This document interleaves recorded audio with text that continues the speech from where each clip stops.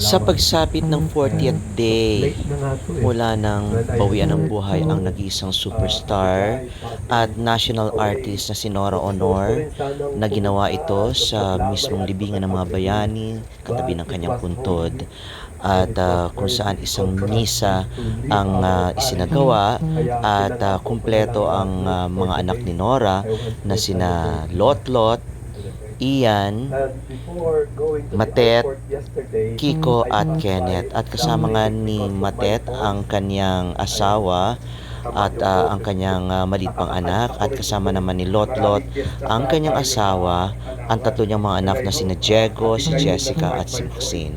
Hindi nakarating si Janine Gutierrez dahil meron itong prior commitment at meron itong trabaho ayon sa nanay niyang si Lotlot. At kasama naman ni Kenneth ang kanyang anak at ang kanyang asawa. At si Kiko naman ay hindi pa naman nag-aasawa, kaya mag-isa lang siya.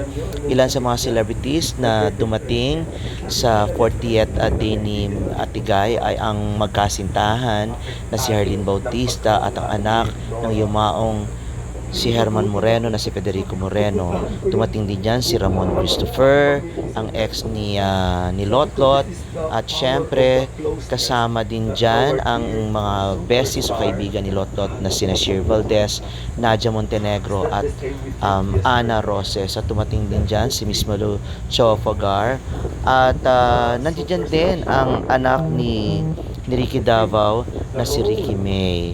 At syempre nandyan din si Iman Isturco at ilang mga naging staff ni Nora Honor sa kanyang NB Productions noong nasa Limbaga pa siya, at sa ilan sa mga bahay na kanyang tinurhan.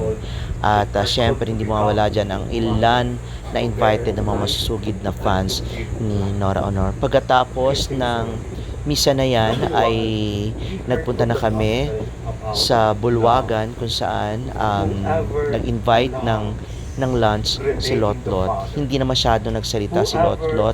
Pagkatapos ng misa, nagpasalamat lang siya sa pagdalo ng pari na si Father Vincent na galing pa ng Palawan.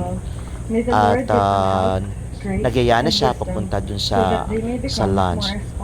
At ang ilan sa mga nagbasa sa misa ay si Matet para sa first reading, at sa second reading naman ay si Ian, at nagbasa rin dyan ang isa sa mga anak ni Lotot na si Maxine.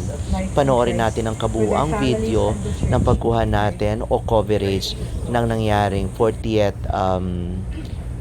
day ng nag-isang superstar ng Philippine industry at national artist na si Nora Honor.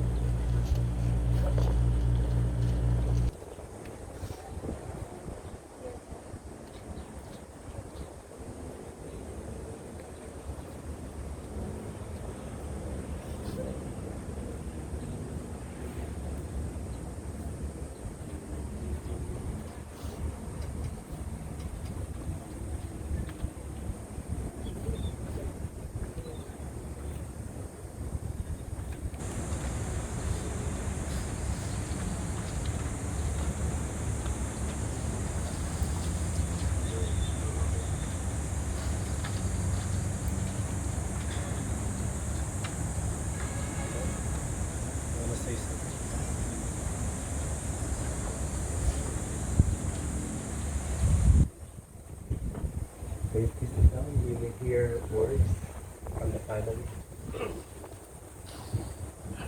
Father, thank you for flying and doing this for us. Salamat po.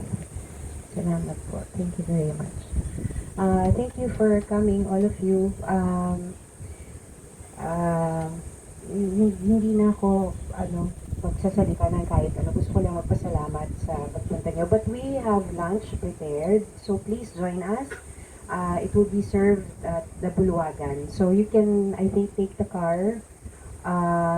There's parking there also, or we can walk also if you want, whatever is easy for all of you. So we'll see you at the Bulwagan for lunch. Again, thank you, Father. Maraming salamat po. Thank you. Kain na tayo. Salamat po.